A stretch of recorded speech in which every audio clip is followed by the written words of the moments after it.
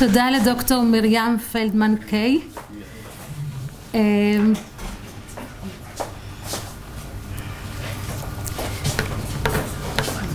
אני חושבת באמת הנקודה האחרונה שדיברת עליה, הביתיות, העובדה שזה שלנו, זה בעצם אני חושבת המבחן האולטימטיבי של הרב שגר.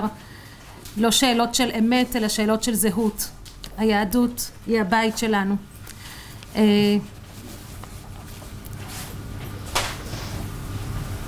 והשבת היא הבית שלנו, עם הבלגן כמו שהוא כותב שם.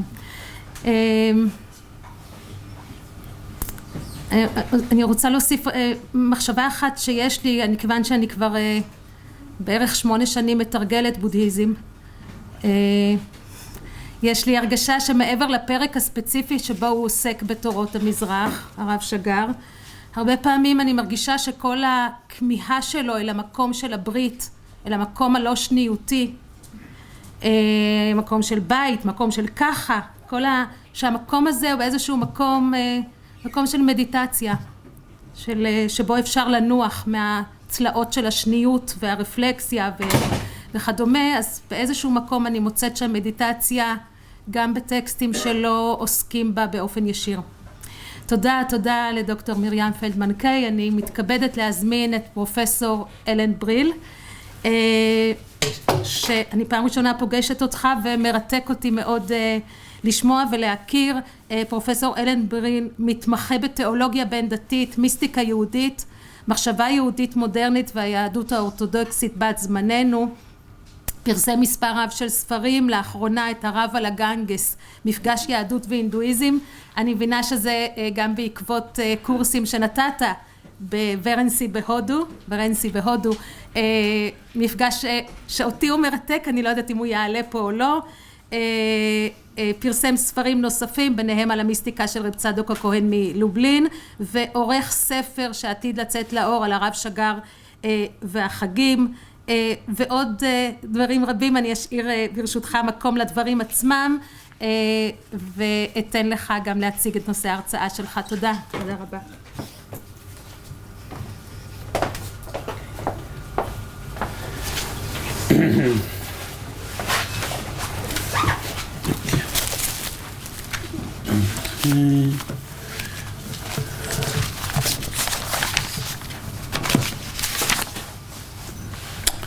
Okay, good morning. It's good afternoon almost already. It's a pleasure to be here, and I thank Miriam and Chanoch for organizing this. And I have to really thank them for, believe it or not, scheduling this during my spring break so that I could be here, which is a big thing to be thankful for. My connection to Rav Shagar actually goes back to the 1980s, when several of my friends were part of his inner circle. And I actually then, at that point, was brought by them to Yeshivat HaKotel, and I've been a watcher and connected in some way for many decades. At the same time, I was working at a doctorate here in Reb Tzadok HaKohen, and I had to somewhat make sense of Rav Shagar's readings that seemed very much against the grain of the more historic Rav Shagar. So in some way, I had to work it through regardless. At the same time, the late 1980s, Jacques Derrida was coming here every year, and I actually was going to those lectures, which is a completely different audience to them. So in some of the getting woven to this, took a long time to get here. And specifically, the bird's eye vantage point is to discuss some of the continuities and some of the underappreciated context in order to situate him in a broader intellectual history context.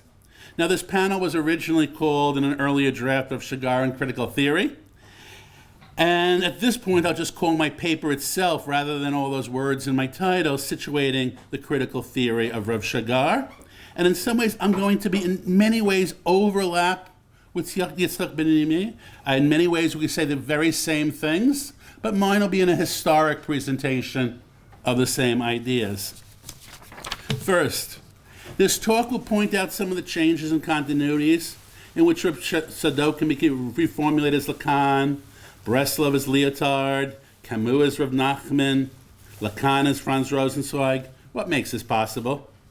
Specifically, I want to take the issues of Rav Shagar's thought and move beyond these big bombastic categories of modern, postmodern, Hasidic into smaller units. So when we think about these things, ask very specifically what he wanted to say. Not, oh, he wanted to be a modern or an existential or a postmodern. What do you really want to say? And within this, the first step is to realize that when he opened up existential authors, he didn't emphasize existentialism of decision-making and being resolute. He emphasized the absurdist acceptance of one's fate, is what he usually emphasized. He emphasized the ayin, the nothingness in mysticism, but that was already very much in the 1960s and 70s discussions of mysticism among most post-Heideggerian thinkers, and it doesn't reflect a simple modern-postmodern dichotomy. Rav Shigar at no point did accept death of author and epistemic ruptures and much of the post-structural discontinuities of postmodernism. So even if you're using that language, understand he's not going to give you much of the post-structuralism. And I'm going to conclude with where he would fit in with contemporary Christian postmodernists or postmodern era who are doing some of the very same things as Rav Shigar. So in some way, we're going to first start with a few cases, then we're going to look at those words, absurdity, nothing, and we're going to conclude with a religious contextualization. So I'm going to go back to 1987. Rav Shigar explained the Baal Shem Tov story, a long shaggy dog story with many parts, of a husband testing his wife with several ship journeys and in the end pretending to be a sailor to seduce her. Along the way, we have desire for a mad journey, desire of seduction, a people being propelled into a story they don't know. We have in that same story questions of being devoted and loyal despite the absurdity of life. We have sin as a part of life. We have the particularity of our own drama. And he's specifically at that point already going to talk about fate in a Kafka sense and say the temple was destroyed without reason. Things in our lives are destroyed without reason. God gives us no apology. We're put in this situation involuntarily. And he concludes the Baal Shem Tov is bringing us into a new religious world of a new language, because in yeshiva we never spoke about being thrown into situations of desire and sin like this. 25 years later, you're going to find some of these same ideas integrated with quotes from Lacan, and specifically Lacan's object p'tiyah, meaning specifically the desire to overcome the intrusion of the real leads to a creative searching and building of new metaphors. And specifically for Lacan, there's no specific object we're searching for and no cure, unlike Melanie Klein or Winnicott, which have very clear objects, and you're actually supposed to get over your neurosis, and that's what their goal is. The attraction to Lacan is you're creating a language. The desire remains without an object, and you create a language. So Lacan's object p'tiyah is in some ways already like that absurd Hasidic story from 1987. You're thrown into this quest, and you then come out with a new religious language. But now, where does Rav Shigar become original in this? Not in the discussion of Lacan, but the fact that Rav Shigar actually disagrees with Lacan, because in Lacan's early theory, the role of the father clearly says no, and creates rules with his firm telling you what you can't do. Rav Shigar becomes interesting because he says the father in Torah is positive and creates Torah study. And that for Lacan, rules are obsessive, they're the law of the father. For Rav Shigar, Torah, halacha, becomes creative, community, family, the Beit Midrash. Shigar turns that quest of a desire without object into a Beit Midrash in which you're now working out a way to make sense of your reality. Now, he's getting the Lacan mainly through Zizek, a little bit through Eric Santer, not getting it directly through addressing it. And he is addressing the 1950s pre-post-structural essays when he is using it anyway.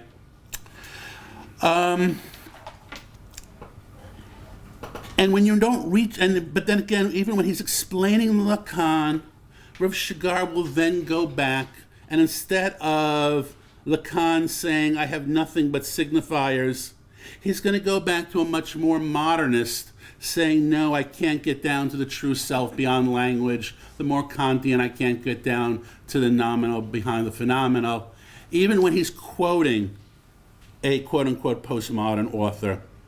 He's going to conclude in many of them that mitzvot are God's needs and God's psychology, but we can't psychoanalyze God, which makes sense, but he turned Lacan's alienation of the self into a quest back to community. Or another case to look at, a very early essay that then became part of the book on Tshuva, the part on Reb Tzadok Kohen wrote that repentance is making sins into merits. Everything I did has to now become God's will. For Rav Shigar, that becomes a radical acceptance of the actions of my life. That the individual becomes a necessary existent whose actions are determined. And then 25, 30 years later, we see that as a letter that always reaches its destination. It's already predetermined what I'm going to do, and we have to see everything I do as in some way having to be accepted. At this point, I must point out, from a completely side direction, is that Lacan studied theology with the French Thomists, and there's a very strong Pascal and Calvin influence on Lacan, including a certain deterministic philosophy in the background. It wasn't arbitrary to come to this. And for Lacan, as Yitzchak said in the first talk of this session, there's already, you need a circular entering into the big other in order to already have something to have a desire toward. And that circular reasoning is part of Lacan's thinking. And out there, you should know there are Catholic, Protestant, Buddhist interpretations of this circular thinking of Lacan, which Rav Shigar is very similar to. Now, Rav Shigar's use of Lacan may be mid-brow, it may not be perfect, but it's very common for the demands of the pulpit, and we should appreciate it for what it does and how it turns it positive. One more case, which I'm going to do a little quicker to save time, is from one of his drashot for Purim, which we heard briefly mentioned in another talk, where he takes a Rav Nachman story and tells you that Purim is absurd, and that the meaning of Purim is to accept the joke of this life. And then he's going to make it into a giving up of the self, in which we realize that it's not about concrete reality. Concrete reality doesn't exist, he says, but in the end, ultimately, there's nothing but a joke. That the lesson of all these stories is about rejecting the idea that a person's self is a solid core. Here, this place is taken by the approach that sees the self as ayin, as nothingness. Okay. And he's going to say that this process of concrete reality, yesh, dissolving into nothingness, is the meaning of Mesirat Nefesh in the work of Torah and mitzvot. He's going to take the quest to become part of Beit Midrash in some ways that I would put as a moth to the flame. You're drawn to it. You're making oneself nothing. You're giving up of oneself to be part of this language creation. To unpack some of the language from these three cases, first one I want to point out is absurdity. Existentialism and absurdity are not completely identical, and one should not conflate the two. So very important in the background of Shigar is the importance of absurdity. So if you think of Camus' Sisyphus, in which you're rolling the boulder up and it keeps falling down. For Rav Shigar, that becomes my faith as accepting my thrown condition in life. It's not about the resolution that I can change it or a decision that I'm going to make. It's accepting that. It's accepting the yoke of one's identity, despite how absurd it is. And to quote Lacan, Sisyphus' punishment was repeating this meaningless act forever, but the message is not that you find meaning through the fixed other, but living life to the fullest, granting the non-existence of a fixed meaning. That's very close to what Shigar is trying to do and why he was attracted to it. Another word, nothingness. Once again, to get over the modern, postmodern issues. Heidegger wrote in the 1920s about the nichts, and Sartre certainly picks up on the nothingness that's there. But treating ayin and mysticism as nothingness was already widespread in the 1970s and 80s. You'll find besides very early John Caputo, who had been mentioned by several people before, it's in almost everyone looking for a softer God than medieval theism. You'll find variants of the nothingness, to give you just a Jewish list, in Danny Matt, Michael Fishbane, Arthur Green, R.A. Kaplan, who will all have variants of this nothingness. And already there's an article, which became a book by Beverly Lanzetta in 1983, giving a typology of this nothingness and how everyone's using it to make absurd mysticism, existential mysticism, Buddhist mysticism, and it becomes the void. To go to one of these specific examples to sharpen what Rav Shigar is actually doing is Rav Nachman's image of the Halal HaPonoi. That still in some way has sparks of holiness in that void. Now Arthur Green, building on Yosef Weiss, has that same image of Rav Nachman, but for Arthur Green, the void is modernity, biblical criticism, and the Holocaust, the end of metaphysics. And instead, we now have the inner voice of self, pantheism, New Age spirituality. For Rav Shigar, the absence is the absence of God, and we've got to find God in our own quests in a new language. And they look now for this new plurality of Yesh and Ayin, a new relationship, which was also going back, I can cite lots of figures of the 1980s. The one who made a career out of it is the Christian theologian David Tracy, of the plurality, the capaciousness that plays itself out when you now start looking at the richness of the nothingness. And I point this out specifically of using the words nothingness and absurdity, because Rav Shigar could have, but did not, make a Michel de Certeau postmodern turn into mysticism just as a constructed category without self. Now I checked, David Gurevich's Hebrew book on postmodernism actually does discuss Certeau's post-Foucault take on mysticism, and Rav Shigar specifically does not use it. I mean, he knew what he wanted to use, he knew what he wanted to take, and he did not take what he did not want to take. In some way, you can go look at the books he does cite to really see what he is picking out. And it doesn't become a wholesale movement from modernity to postmodernity or anything like that. It becomes very specific ideas. Which brings me to my next point. Shigar never accepted death of author, epistemic ruptures, or generally Foucault postmodernism. And in fact, I have on my shelf several books that are entitled Lacan versus Foucault. They're actually seen as two different paths, or at least they used to be, not to be merged into one. Hence, his self-fashioning and self-acceptance never made the move into death of author. And even his role of language in Lacan, at the end of his life, goes back to Franz Rosenzweig's Sprachdenken. He goes back to the existential language of human condition, loving God, no determinate content, and in general this Rosenzweigian give of the self of love, away from the Lacan. You see, he found his home in the end going back to some of his original language. He does not emphasize difference, constructive otherness. He does not emphasize disjoint or disruptions or distortions.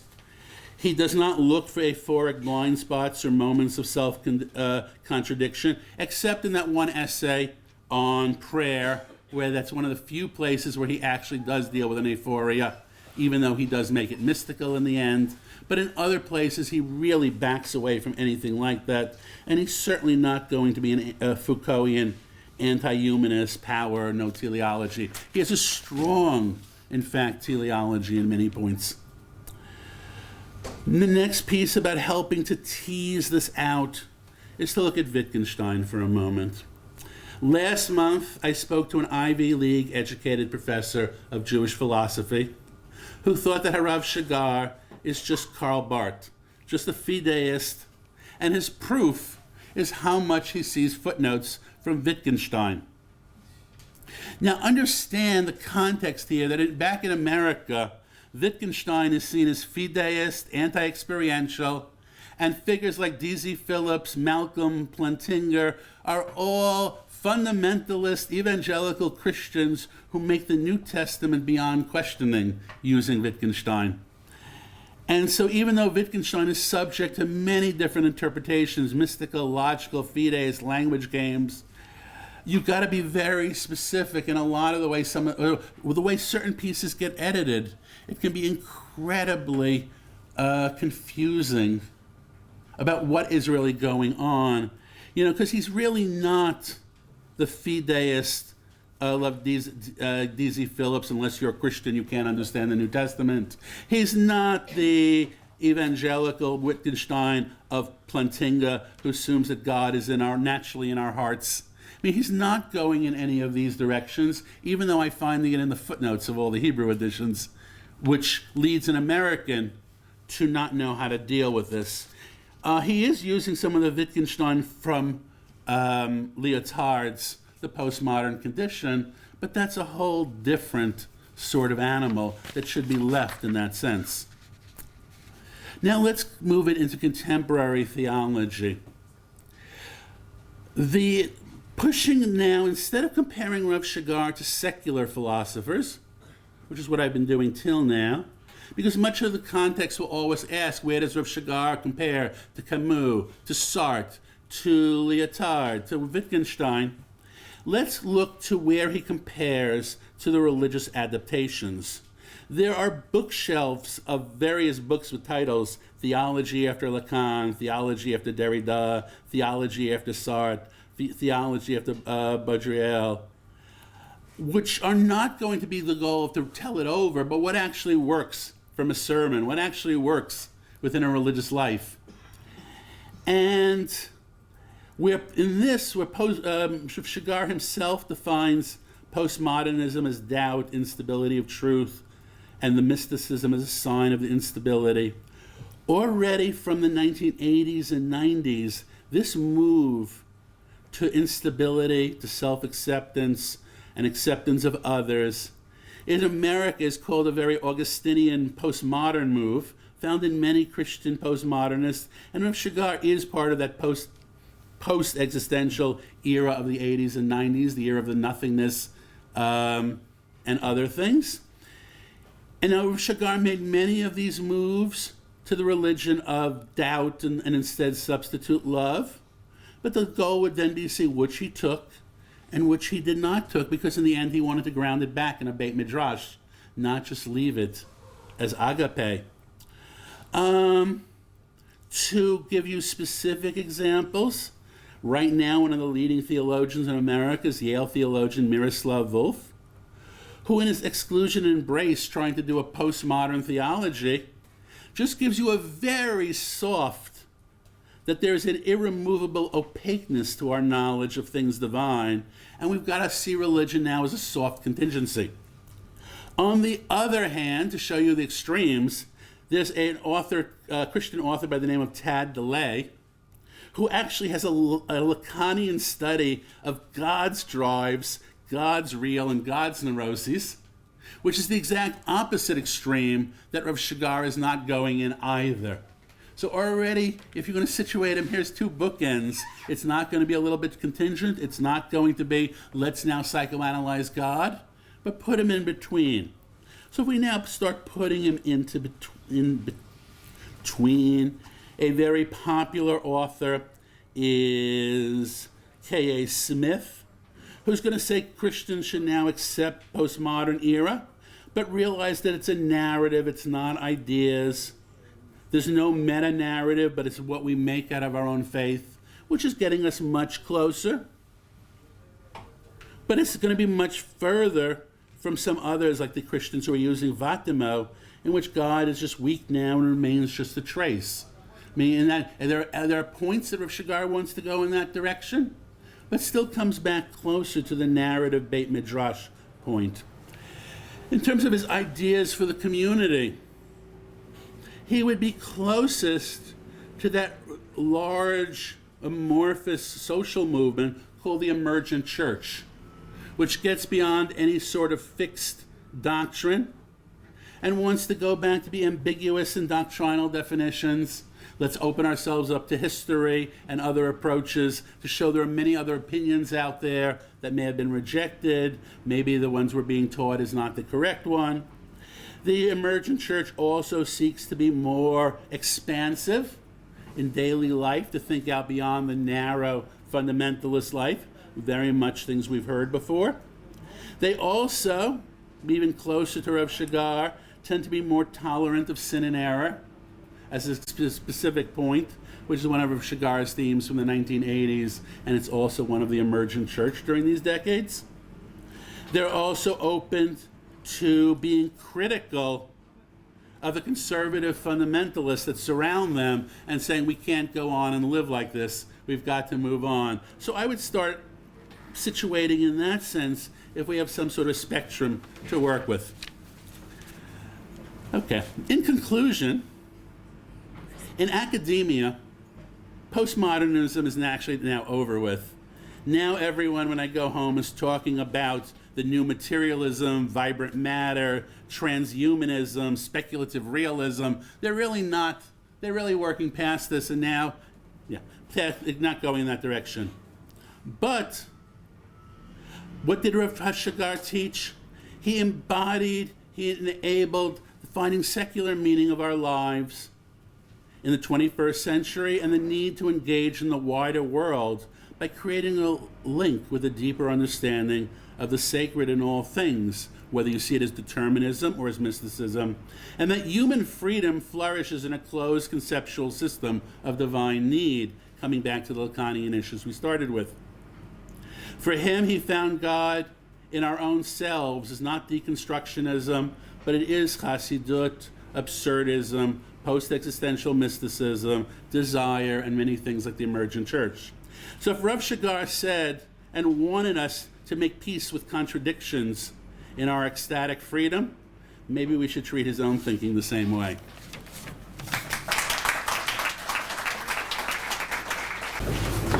תודה רבה לפרופסור אלן בריל. לצערנו את השאלות אנחנו נפנה למרצים לצד כוס הקפה והעוגה שבחוץ.